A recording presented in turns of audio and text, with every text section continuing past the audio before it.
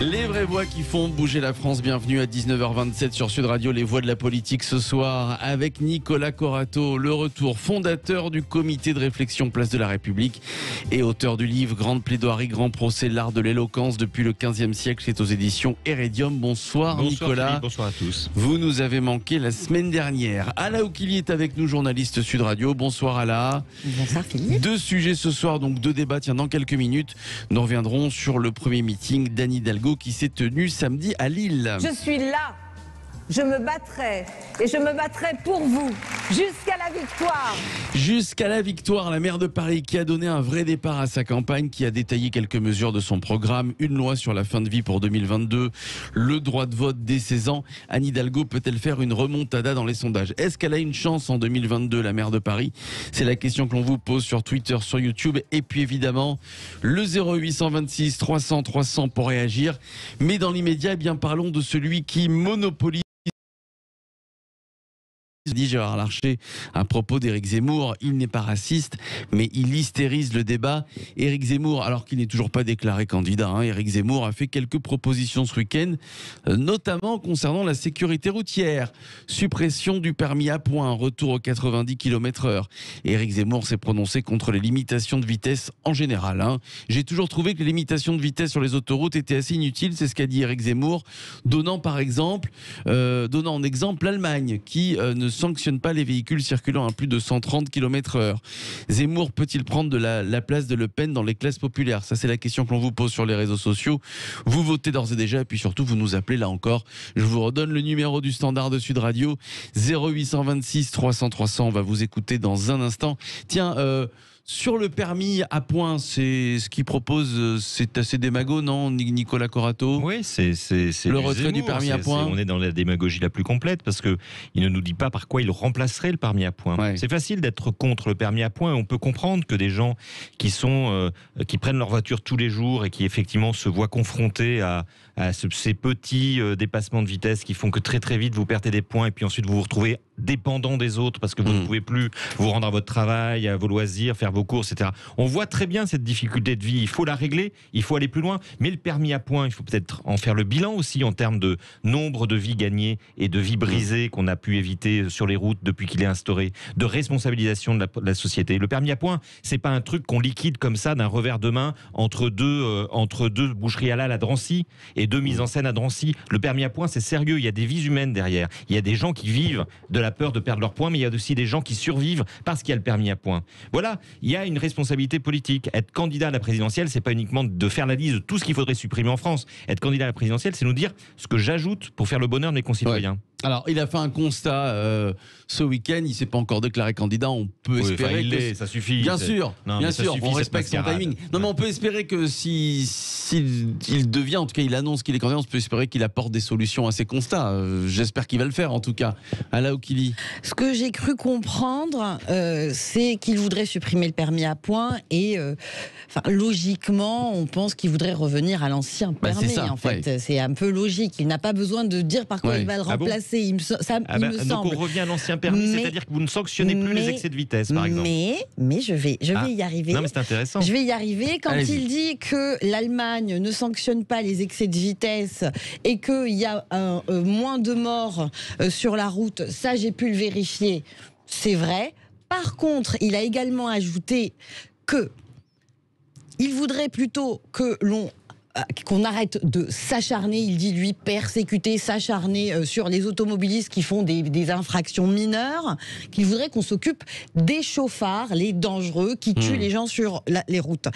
Et en fait, quand on regarde un petit peu la PQR, c'est quelque chose qu'on fait beaucoup chez Sud Radio, c'est-à-dire on regarde la presse quotidienne régionale, on voit qu'il y a énormément d'accidents assez terribles et où les mises en cause n'ont pas de permis, en fait. Donc ce n'est pas la question du permis à points. La majorité aujourd'hui des accidents, c'est dramatique quand même, où on peut voir des chauffards fous, alcoolisés, etc. Des personnes qui roulaient sans permis. Non, pas le permis. Donc, est-ce que finalement le permis à points a pu sauver des vies? Ça, je veux bien une étude parce que moi j'ai cherché. Ça s'appelle la sécurité routière. Et je vous invite à consulter leurs études qui sont annuelles. Vous verrez que contrairement à ce que vous dites, la plupart des accidents mortels ne sont pas des accidents à très grande vitesse. Ce sont des accidents à très petite vitesse, très petit dépassement de vitesse dans des lieux urbains. Vous remarquerez également que l'expérience que vous concentrez sur l'Allemagne est très intéressante. En Allemagne, il y a très peu de tronçons d'autoroute où vous pouvez rouler à la vitesse que vous voulez. Sur le reste du réseau allemand, y compris secondaire, la limitation non seulement est très stricte, très respectée, très contrôlée. Donc, il faut arrêter, je pense. Moi, je pense qu'il faut, à un moment, faire confiance à nos institutions. Il y a une institution qui s'appelle la sécurité routière, qui a fait toutes les études qui prouvent que le permis à points a fait gagner des vies et a évité d'en perdre. Je n'en ai pas vu. Eh bien, écoutez, lisez-moi la PQR, allez regarder les analyses qui sont dans la sécurité routière, je vous assure. Vous pouvez me citer une analyse, alors à ce moment-là, si on rentre dans les détails, vous avez une analyse de quelle année qui dit on a vu l'impact du permis à points, parce que moi, je vous propose d'aller regarder les analyses de la sécurité routière. N'hésitez pas à les questionner, ils vous répondront très volontiers et ils vous montreront toutes leurs études qui prouvent qu'aujourd'hui les zones les plus tendues, les plus insécurisées, les accidents les plus graves ne sont pas les accidents à très grande vitesse, mais aujourd'hui sont des accidents où on va dépasser la vitesse de 10-20 km/h, par exemple en centre-ville, et qu'effectivement là il y a des piétons qui chutent, là il y a des vélos qui sont renversés. C'est une réalité. Mais je ne suis pas en désaccord avec vous, monsieur. Allez regarder. Moi, je ne suis pas journaliste, vous savez. Mais n'hésitez pas à aller chercher la réalité là où elle se trouve. Mais je ne suis pas en désaccord avec vous sur le fait que les accidents majeurs ne sont pas dus à de très grandes vitesses. D'ailleurs, à aucun moment je ne l'ai dit. Je dis juste, est-ce que le permis à points lui-même a permis de sauver des vies? Ce sont vraiment ce que disait Zemmour, c'est est-ce que le permis à points n'est pas injuste envers des travailleurs qui finalement soit dépassent la vitesse de 5 km/h, soit grillent de temps en temps, et ça arrive, un feu rouge ou un feu rouge et orange, et se retrouvent sans permis. Avec tous les vous vous souvenez de l'état de l'insécurité routière avant, disons les mots, avant que Jacques Chirac prenne ce sujet à bras-le-corps? C'était il y a maintenant plus de 20 ans. Nous avions en France des morts sur les routes de manière absolument inconséquente. Et l'insécurité routière était un drame dans toutes les familles françaises. On a des familles françaises qui ont été endeuillées pendant plusieurs générations par les drames sur les routes. L'intervention de Jacques Chirac, la mise au point de ce permis à points a permis de baisser drastiquement. Ça, c'était une réalité. Regardez la courbe de la sécurité routière depuis 1995 jusqu'à aujourd'hui. Vous verrez que l'insécurité routière a largement régressé dans ce pays et que nous sommes enfin à un niveau à peu près acceptable. J'ajoute qu'il y a toujours des morts et toujours des personnes très handicapées qui chaque année se retrouvent sur le bas-côté. Mais regardez l'effet de ces mesures. Ces mesures qui ont été des mesures effectivement de tolérance zéro. Mais aujourd'hui, pardon, on avait fait le constat que s'il n'y avait pas de tolérance zéro, plus personne ne respectait les règles en matière de sécurité routière. Donc oui, il y a des radars, oui, il y a des gens qui payent, oui, il y a des gens qui trinquent, oui, mais tous ces gens-là sont au-dessus de la vitesse autorisée. Alors 0826 300 300, Laurent est avec nous, il nous appelle de Montpellier. Bonsoir Laurent. Bonsoir Philippe. Bonsoir à vous. Nicolas Corato, Alain Oukili qui débattent ce soir. J'aimerais avoir votre avis sur le permis à points. Puis on va revenir sur ce qui s'est passé à Drancy. Voilà, Zemmour face à la rue. C'est une émission de CNews ce matin qui a beaucoup fait parler. Sur la suppression du permis à points, la proposition d'Éric Zemmour. Laurent, vous en pensez quoi ? Oui, moi, le permis à points, je pense qu'on peut le supprimer pour les conducteurs, mais on doit le garder pour les jeunes conducteurs, je pense, pendant les 2 ou 3 premières années probatoires. Ça, ce serait bien pour se responsabiliser, justement. Ensuite, c'est vrai que de perdre un point tous les 3-4 mois, bon, ils reviennent au bout de 2 ans, hein. Mais de perdre un point par-ci par-là ou 2 points, c'est ennuyeux pour celui qui roule beaucoup. C'est vrai. Et le permis à points n'empêche pas, s'il est enlevé, n'empêche pas d'être sanctionné en cas d'excès, hein, et même d'avoir le permis retiré. Ça ne change rien, ça. C'est-à-dire garder le permis à points, mais peut-être revoir son fonctionnement, c'est ce que vous dites. Aussi, par exemple. Bon, après, tout est sur la table, hein, évidemment. Il y a par exemple, une mesure sur laquelle on devrait s'interroger, c'est le stage. Ouais. Le stage qui vous permet de récupérer les points. Moi, je trouve absolument inacceptable que ce stage soit payant. Ouais. Le stage, il devrait être proposé par les services de l'État ou par une délégation de service public. Il n'y a pas de raison. On est déjà sanctionné, on a déjà payé son amende, on a déjà vu ses points retirés. Le stage, d'une certaine manière, il faut qu'il reste obligatoire. Il faut qu'on l'impose aux contravenants, Mais il ne faut pas le rendre nécessairement payant comme il l'est, puisqu'aujourd'hui on parle de plusieurs centaines d'euros. Ou alors on pourrait justement le rendre payant pour les grandes infractions. Par exemple. Si on ne veut pas y toucher, du moins, j'essaie de trouver une solution. Et pour les petites infractions mineures, effectivement, ne pas le rendre payant. Et là, il y aurait deux poids, deux mesures justifiés et qui aurait un petit peu plus d'impact sur ceux qui sur le permis les à délinquants. point, sur le permis à point, Zemmour, il n'y connaît rien, il n'a pas étudié ses dossiers, ou alors il essaie de dégrainer des propositions populistes, de parler. Mais Zemmour, il a ciblé, il nous l'a dit très bien, il a 2 électorats favoris, la bourgeoisie de droite et les blocs populaires de droite. Donc, qu'est-ce que c'est ça? C'est typiquement le type de mesure pour une partie de son électorat. Mais il faut que cet électorat se réveille, se dise, parce que cet homme-là qui fait des promesses à tout bout de champ sans jamais regarder ce qu'il y a derrière le dossier, c'est quelqu'un qui ne tiendra pas ses promesses. C'est typiquement l'archétype du candidat qui fera exactement le contraire une fois qu'il sera au pouvoir. Ce type n'a pas mesuré ni l'impact ni l'effet de ce qu'il propose. Il a envie d'y aller, selon vous, Alain Oukili, Zemmour, vraiment? Alors, je connais personnellement des personnes à qui on a proposé une investiture dans certaines circonscriptions avec le mouvement qui a été créé par les amis de Zemmour. Donc pour moi, il est candidat depuis déjà quelques semaines. Non, mais parce que je le sais déjà depuis quelques semaines. Est-ce qu'il a vraiment envie d'accéder à l'Élysée ou pas? Il n'a pas d'autre choix que d'y aller de toutes les façons, pour la simple et unique raison qu'il est venu quand même perturber une élection à la droite de la droite, et qu'il a fait douter énormément de gens qui étaient déjà acquis au Rassemblement national, et qu'il a énormément nui à l'image de Marine Le Pen. Donc s'il fait tout ça pour qu'après il se retire, tout son au-delà du futur électorat, l'audience qu'il a pu acquérir au fil du temps sur CNews, etc. Il s'est pris à son propre piège, Nicolas Corato, Éric Zemmour. Il ne pensait pas, selon vous, peut-être qu'il ne pensait pas être aussi haut dans les sondages. On peut se prendre à son propre piège, on peut tomber dans le piège qu'on vous tend. C'est 2 circonstances différentes. Et puis on peut aussi, être guidé par des fantasmes personnels ou un ego démesuré. Tout est possible. En la matière, moi je suis d'accord avec c'est-à-dire que soit Zemmour est élu président de la République, soit il se tait à jamais, puisque c'est ça un peu. Il nous a dit qu'il allait sauver la France, donc s'il n'est pas élu, la France sera perdue.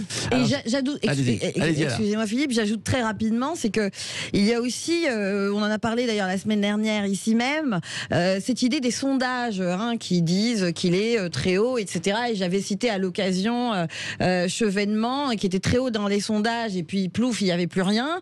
Les sondages, en fait, c'est, je ne sais pas si pour nos auditeurs donner quelque chose de plus concret. Pour moi, les sondages, c'est un petit peu comme les followers sur Twitter, ou un peu les audiences à la télé.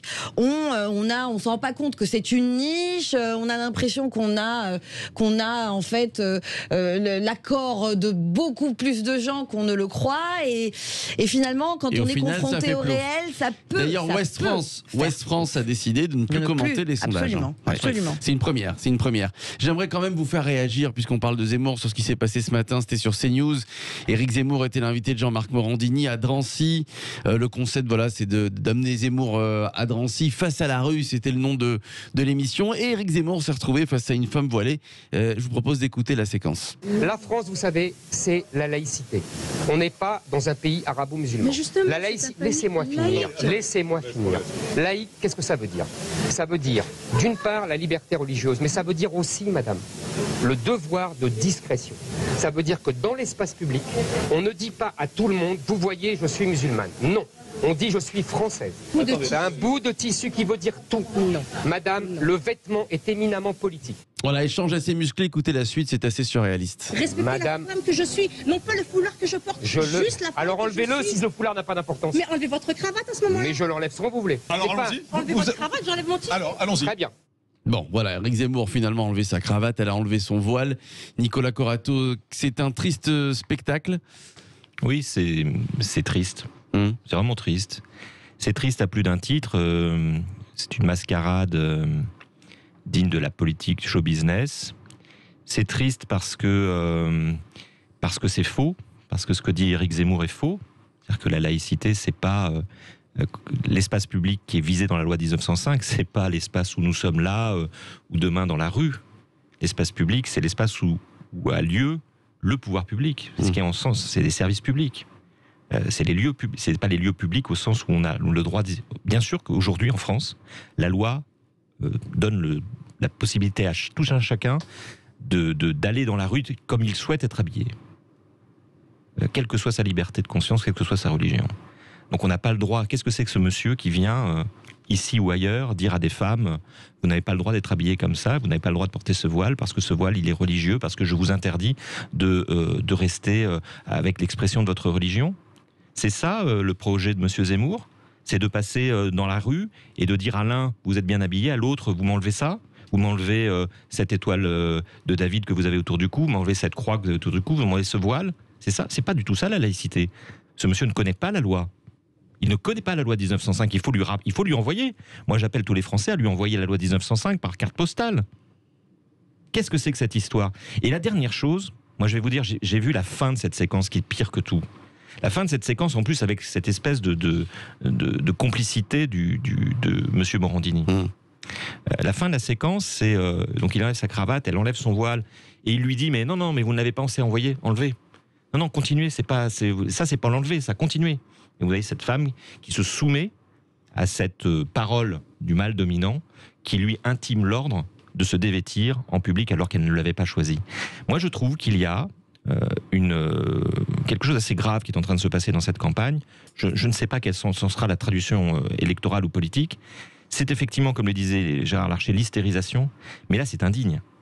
Là on est passé dans un côté voyeuriste complètement indigne. C'est quoi la prochaine étape? Une fois il prend un fusil et il vise les journalistes, l'autre jour, aujourd'hui, il demande à une femme d'enlever son voile, et après-demain il fera quoi, Éric Zemmour? Et qu'est-ce que nous relayerons et de quoi nous parlerons? De nouveau de cette nouvelle facétie?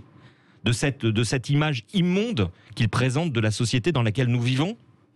Moi, la France, c'est autre chose qu'Éric Zemmour. Qu'est-ce que vous dites? C'est aux médias à ne pas diffuser ces séquences, à ne pas en parler? C'est ça, en fait, finalement. Bien sûr. Ala Oukili. Plusieurs choses. Allez-y. J'estime qu'il y a une grande différence entre laïcité et loi de 1905. La loi de 1905, c'est un corpus juridique, d'accord? Quand on parle de laïcité, on est en plus du corpus juridique, également dans l'esprit philosophique que la laïcité sous-tend. Oui, on le connaît bien, vous savez. Vous allez me laisser finir, le débat va être merveilleux. Il faut absolument que vous arrêtiez de me couper. Alors allez-y. Parce que je vous écoute et je prends des notes, je veux pouvoir répondre, s'il vous plaît. Donc, à mon sens, il est impératif de répondre aux arguments de son opposant politique en prenant vraiment en compte ce qu'il a dit. Et là encore, quand il dit la laïcité, c'est la discrétion, il a raison.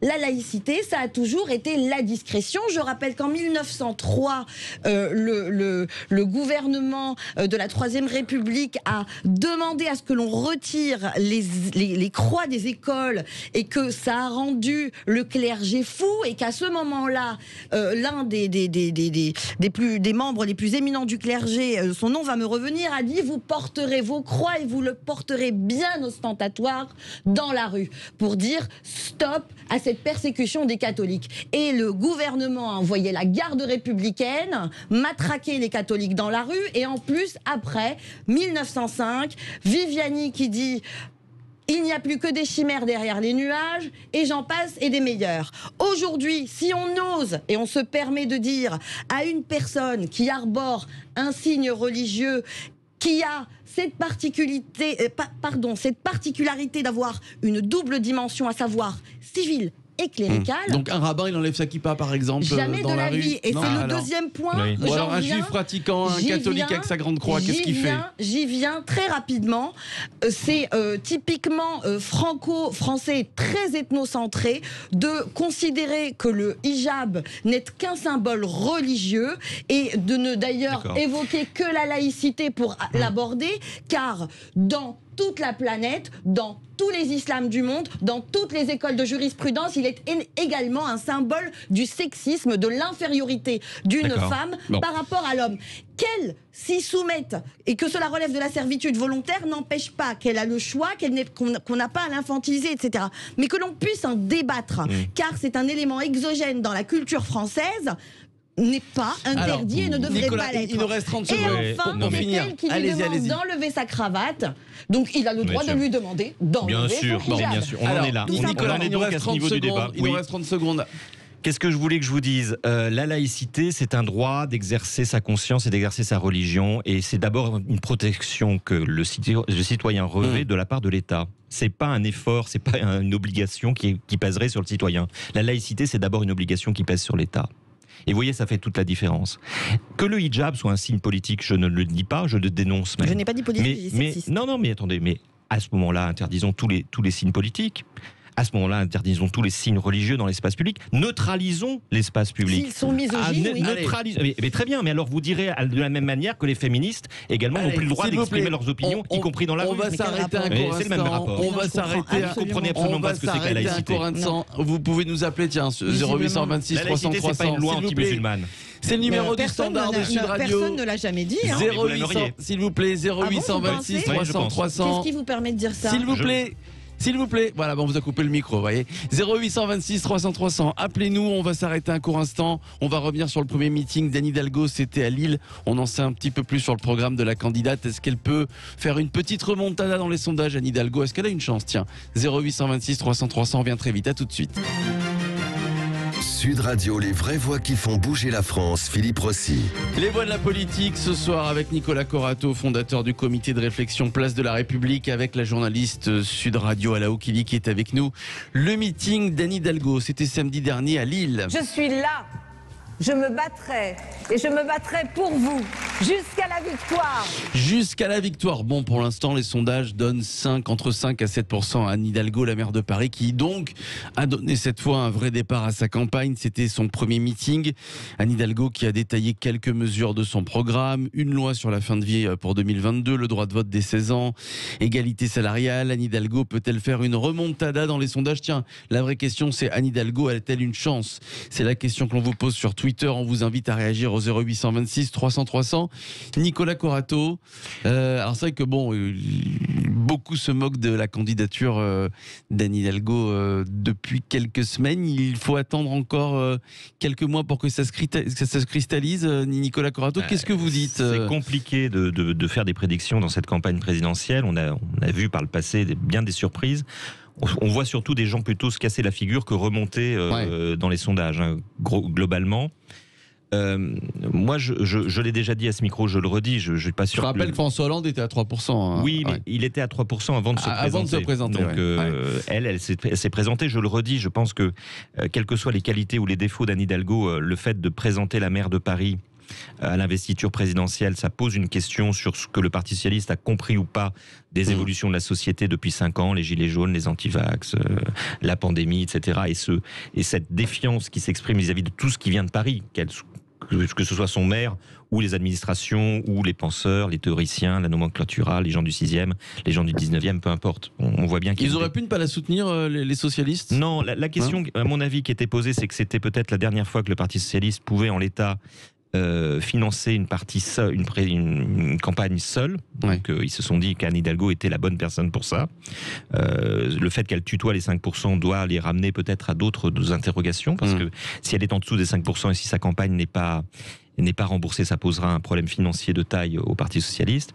Après, politiquement, objectivement, son meeting était plutôt réussi à Lille. En tout cas, en termes de photos de famille, ça ressemblait à quelque chose. Moi, j'entends ces propositions que je trouve intéressantes, notamment sur la suppression de Parcoursup et le remplacement par un parcours d'orientation. On sait que Parcoursup, aujourd'hui, c'est un vrai scandale pour les jeunes. En gros, on éduque des jeunes pendant des années par des adultes, et puis ensuite, on leur dit, mais pour ton orientation, c'est la machine qui décidera. Et puis les adultes sont plus là. Et donc, livre cet enfant à une machine pour décider de son avenir. La même chose pour la majorité à 16 ans. Je trouve, on retrouve des choses intéressantes de parler à la jeunesse. La majorité à 16 ans, c'est un vrai sujet, c'est un vrai débat. Et je pense d'ailleurs que c'est bien dommage que les jeunes de 16 ans ne votent pas en 2022. Parce que est-ce que c'est vraiment lutter contre l'abstention je trouve que donner le droit de vote à 16 ans. Mais oui, je trouve moi qu'il y a dans plus la que génération, plus que le vote blanc. Je trouve qu'il y a dans la génération qui vient une vraie demande de participer, de s'impliquer, de militer, pour quelles que soient les orientations politiques. Mais il y a un vrai sujet, et je pense que notre pays est un pays où ce sont essentiellement les personnes âgées qui votent. C'est les seniors qui votent et qui font aujourd'hui le corps électoral. Et ce serait bien effectivement de rééquilibrer ce corps électoral. Ouais. Alors, j'allais vous appeler Anne Hidalgo. Non, Ala Okili. Oui. Sur la candidature d'Anne Hidalgo. Écoutez, j'ai vu le meeting. Et j'ai vu surtout le début de ce meeting, et j'ai vu l'accueil qui a été réservé d'abord à Martine Aubry et ensuite à Bernard Cazeneuve. Bernard Cazeneuve, parfois je me dis que c'était un raté. Il a été applaudi, acclamé, et tellement plus que Anne Hidalgo, qu'on se demande un petit peu si les électeurs finalement ne regrettent pas leur choix. Parce que oui, si Anne Hidalgo aujourd'hui est candidate, il ne faut peut-être pas oublier que les petits mouvements autour, par exemple Génération, soutient Jadot, c'est quand même Hamon, c'était quand même l'ancien candidat du PS il y a encore en 2017. Et puis, vous avez vu, Ségolène Royal quand même qui dit « Je n'exclus pas de voter Mélenchon ce week-end ». C'est incroyable. On voit Hidalgo, elle est vraiment là, toute seule. Et j'ai envie de dire, si les ténors, dinosaures, mammouths, je ne sais plus comment on les appelle, les éléphants devenus mammouths du PS ont été là, c'est pour la photo. C'est pas que pour la photo. On se dit qu'ils sont en train de garder la maison, mais en fait, je crois qu'ils n'ont plus qu'un seul mur là, qui est en train de. Alors, c'est une bonne question. Sur les mesures, par contre, qu'elle propose, c'est intéressant, mais c'est toujours très. Je veux apporter de la nouveauté parce qu'en fait, je n'ai plus où me situer. D'un côté, j'ai Mélenchon qui a un programme assez extraordinaire, bien complet, bien solide, où on peut feuilleter, qui va du plus petit détail relatif. Et constant, il est constant le programme de Mélenchon. Très constant. On peut le reprocher. On a également de l'autre côté, Marine et Le Pen qui se gauchit sur certains points et puis qui s'adoucit sur d'autres pour se distancier d'Éric Zemmour. Donc Hidalgo n'a pas trop se positionner. Donc là, elle propose les jeunes, les jeunes, les petits woke qui sont sur Instagram et puis qui adorent que je leur mette des petits bouts de bois à Paris et puis que je leur mets des vélos et des trottinettes. Là aussi, vous caricaturez parce qu'il n'y a pas que ces jeunes-là. Vous êtes le champion de la caricature depuis tout à l'heure, mais je ne vous parle pas des jeunes comme des petits woke. Je ne parle pas de. C'est quand même. C'est grave, c'est gravissime. Ah bon? Je ne parle pas des jeunes comme des petits woke. Je dis que Hidalgo vise les woke parmi la jeunesse, les plus connectés, ceux qui sont le plus sensibles un petit peu à toutes les fantaisies qu'elle est en train de faire dans la mairie de Paris. Et je ne suis pas certaine que finalement ce soit une bonne idée pour elle, parce que écoutez, les jeunes aujourd'hui, comme le prouvent les derniers sondages, on a entre 16 et 34 ans, 40% d'entre eux ne croient plus en la démocratie comme un régime politique forcément idéal. Du reste des électeurs, on voit que 3/4 des électeurs sont ont décidé de soit s'abstenir pour la prochaine élection, soit voter pour les partis contestataires. Donc je ne sais pas en fait où va se nicher le programme de Hidalgo. Malheureusement, Nicolas Corato, on n'a plus le temps. Je vous redonnerai la parole la semaine prochaine en guise de conclusion. C'est promis. Merci à vous en tout cas. Oui, c'est déjà fini. Merci Nicolas Corato, fondateur du comité de réflexion Place de la République. Et puis votre livre, Grande plaidoirie, grand procès, c'est aux éditions Iridium. Merci à Ala Okili, journaliste Sud Radio, que vous retrouverez demain dans Les Vraies Voix d'ailleurs. Tiens, dans un instant, c'est le Loft Musique. Si j'étais un grand oiseau, déployant mes ailes. Et là, vous reconnaissez, je l'espère, la voix de Sanseverino, l'invité d'Ivan Cugius. À tout de suite pour le Loft.